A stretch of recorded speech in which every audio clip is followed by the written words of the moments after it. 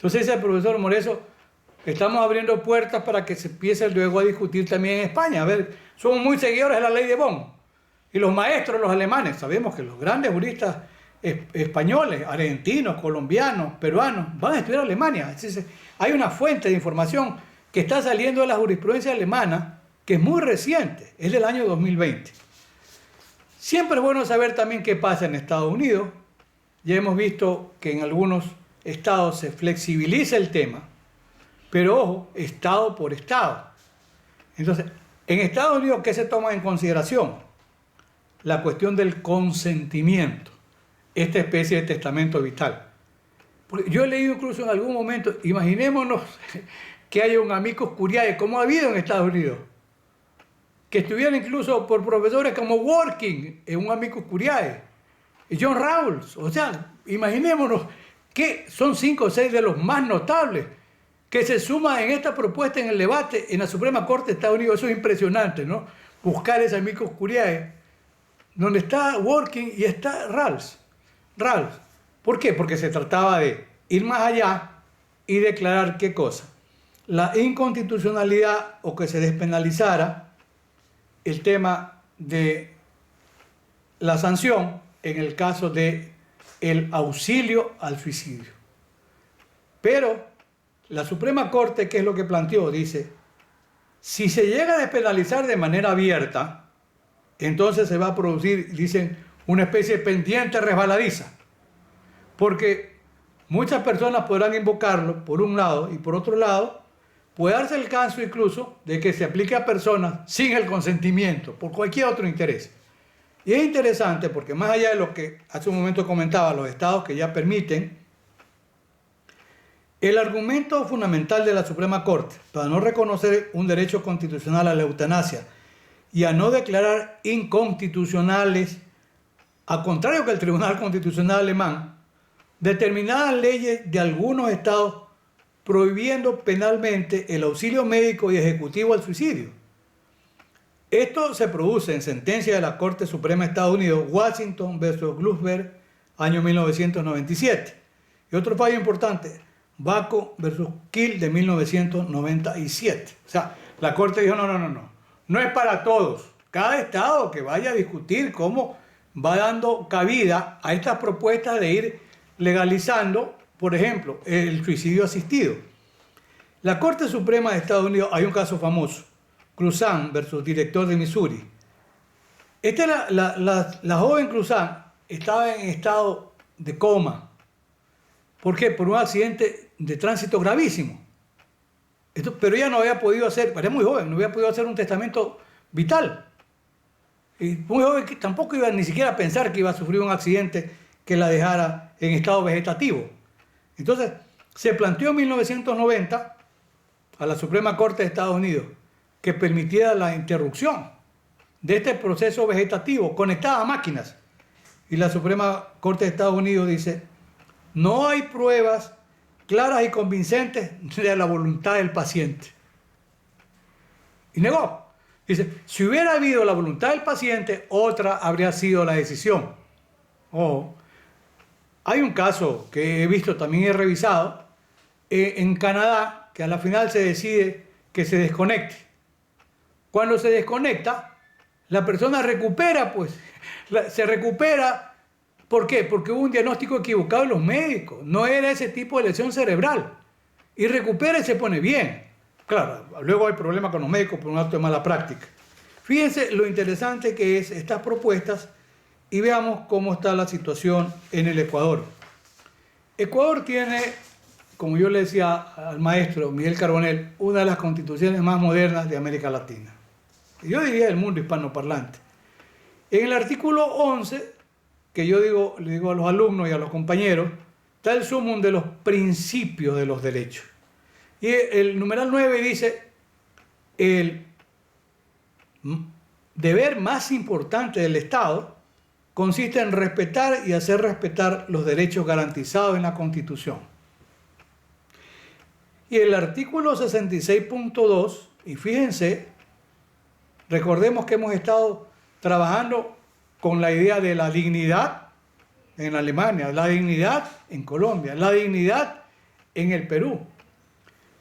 Y dice el artículo 66.2, se reconoce y garantiza a las personas el derecho a una vida digna, similar a la Constitución colombiana y a la peruana, y posiblemente a la venezolana también, que asegure la salud, alimentación y nutrición, agua potable, vivienda, saneamiento ambiental, educación, trabajo, empleo, descanso y ocio, cultura física, vestido, seguridad social y otros servicios sociales necesarios. Entonces, no se ha planteado en Ecuador, pero el ámbito constitucional puede ser discutido, además que hay jurisprudencia colombiana, constitucional colombiana y peruana, donde se ha remarcado mucho, y a la alemana, el derecho a la dignidad. Porque, y esto me hacía recordar lo que empecé diciendo el profesor Bernstein, me decía, pero Alfonso, el derecho a una muerte digna, a una persona que está en proceso vegetativo, ¿de qué dignidad estamos hablando? Además, que hay que considerar lo que es interesante, ¿eh? No es lo mismo la economía de países pobres como los de la periferia, los nuestros, que lo que puede pasar con países o del primer mundo, o como a veces se dice del segundo mundo, que posiblemente tengan la mejor economía, como son los países nórdicos, ¿verdad? Porque el ingreso per cápita es más alto que en Estados Unidos. No sé si que Alemania, pero Noruega, Finlandia, Suecia, Dinamarca, tienen un nivel de ingreso y un nivel de vida, pero muy superior, con asistencia hospitalaria de primera y prestación de medicina y lo demás, porque en nuestra periferia es terrible la falta de prestación de servicios mínimos hospitalarios. Y para no olvidarme, debo contar una experiencia muy, pero muy cercana. Una persona mayor atendido por neumonía, de un caso real, el año 2007, él va a una unidad de cuidados intensivos, donde estuvo en estado de coma 5 o 7 días. Uno que en ese tiempo costaba en una clínica privada alrededor de $1.800 diarios. Como no tenía seguro médico, no tenía seguro social, no era jubilado, la familia tenía que afrontar ese pago. Y uno de los miembros de la familia, médico, muy mayor, le dijo al hijo mayor, yo creo, sobrino, yo quiero mucho a mi hermano, él me ha educado, pero yo no sé quién está pagando esto. Él le dijo, yo, tío. Y entonces le dijo, ¿tú no crees que debieran desconectarlo? Porque mi hermano no solo que está sufriendo, no escucha nada, no sabe nada, y la familia va a quedar en la calle, en la vía, porque no lo desconectan y permiten que se muera tranquilo. ¿Qué le dijo el hijo mayor? No, tío, mi papá se mantiene, mientras nosotros podamos. Después de los 5 o 7 días salió del coma, se recuperó y vivió 15 meses más. Fíjense, la decisión del hijo mayor fue mantenerlo ahí porque podía hacerlo con mucho sacrificio económico. O sea, no es tan sencillo tomar o no una decisión. Yo digo, habría que plantearlo caso a caso. Pues bien, en Ecuador ahora está penalizado como delito, porque este es un tema también interesante, la instigación al suicidio. Dice, será sancionado, el Código Orgánico Integral Penal no estaba antes penalizado ni la tentativa al suicidio ni el auxilio, pero hoy el auxilio sigue 154, numeral primero del Código Orgánico Integral Penal de Ecuador del año 2014. Dice lo siguiente, será sancionada con pena privativa de libertad de 1 a 3 años la persona que induzca o dirija mediante amenazas, consejos, órdenes concretas, retos por medio de cualquier tipo de comunicación verbal, física, digital o electrónica existente a una persona que se provoque daño a sí mismo o ponga fin a su vida, siempre que resulte demostrable que dicha influencia fue determinante en el resultado dañoso. O sea que, si alguien le diera asistencia al suicidio, que no implique inducción ni coacción, yo sostengo que eso no está previsto como delito en el Ecuador, que no es punible por el principio de legalidad o reserva y de tipicidad, sin duda. En Ecuador había el proyecto de un código orgánico de salud. Sí tenemos un código de salud, pero muy, muy antiguo. Un código orgánico de salud que, aunque, ojo, experimentó el veto total, porque allí planteaba algún tema interesante relacionado con el tema de la asistencia en el caso del aborto, que iba a explicar algo luego, lo de la Corte Constitucional de Ecuador en ese tema. Y miren, la disposición, yo tengo el proyecto fue aprobado por la Asamblea, que es el órgano legislativo de Ecuador ahora, pero experimentó el veto total del Ejecutivo. Y entonces había sectores vinculados al campo de la ética, de la religión, etc. El presidente dijo, veto total, fue a la gaveta de archivo, y en un año podría ser insistir la Asamblea, pero tenemos hoy una Asamblea con nuevos miembros. Si insiste, iría directamente al registro oficial y se convierte en ley. O pueden presentar en la posibilidad de otro proyecto. Pero lo interesante es que ese proyecto decía que expresamente no se autorizaba la eutanasia. Pero como yo digo, esa expresión era una suerte como de caballo de Troya. ¿Por qué? Porque en la misma parte de inicio establecía el derecho de una persona mediante un testamento vital, ¿verdad?, a expresar anticipadamente su decisión de no estar sometido innecesariamente a estos mecanismos de supervivencia, como estar conectado a una máquina, etc., y que mediante ese testamento vital podía disponer o que no se lo enchufe una máquina o que la máquina sea retirada. En el fondo, era una forma de eutanasia asistida, claro. Pero claro, el gancho era que decía, esto no debe ser considerado como una eutanasia, pero en el fondo sí lo era. Yo no sé si leyeron tan bien, finalmente fue objetado. Pero allí está. Pero interesante, el Código de Ética Médica de Ecuador, que tiene que ver con la ley Artis y todo, es de 1992. Pues yo encontré aspectos interesantes. Y tiene un capítulo 13, quien redactó este proyecto de código, que luego se convierte en ley, está vigente. Interesante, dice, de la eutanasia. Le puso el título. Y dice el artículo 90, el médico no está autorizado para abreviar la vida del enfermo. Su misión fundamental frente a una enfermedad incurable será aliviada mediante los recursos terapéuticos del caso. 91, establecía la muerte cerebral, y empezamos a entrar ya en la cancha. De acuerdo con las normas internacionales vigentes, no se justifican las acciones excepcionales para prolongar las manifestaciones vitales de las estructuras biológicas residuales. O sea, deja abierta ya la posibilidad, y se llama el título, dice eutanasia, a que con asistencia del médico y en el caso de muerte cerebral se interrumpa ya la asistencia vía mecánica, etc. Y el 92 también dice, en aquellos casos en que los indicadores clínicos e instrumentales revelen situaciones insalvables e incompatibles con la dignidad de la persona humana. En el año 92 ya hablaba el Código de Ética Médica, la dignidad de la persona humana. Queda al criterio del médico y de los familiares suspender los procedimientos extraordinarios. En caso de controversia, se recurrirá al criterio de una junta médica constituida por 3 especialistas afines al caso. Son casi 30 años del Código de Ética Médica de Ecuador, que ya permite la posibilidad en estos casos de una eutanasia que puede ser considerada pasiva, ¿ya? Porque ni siquiera está en estado de coma, ya no puede proveer el consentimiento. Ecuador, la Corte Constitucional, y por eso dije quiero expresar algunas ideas en el tiempo que me resta, ha resuelto casos emblemáticos. El de matrimonio igualitario, en la misma Corte, en la que está en vigencia. Yo, en realidad, ahí tengo algunos puntos en discrepancia. Algunos de los jueces de la Corte Constitucional fueron también mis maestros en constitucional, el doctor Salgado, que fue contrario a este fallo del matrimonio igualitario, fue presidente de la Corte Interamericana de Derechos Humanos, pero está Ramiro Ávila Santamaría, Lilo Sada, que estudió en Alicante con el maestro Atienza, y declararon el derecho al matrimonio igualitario. Cuando la Constitución habla que el matrimonio es la unión de hombre con mujer. Ojo. Y aquí declararon el matrimonio igualitario entre personas del mismo sexo.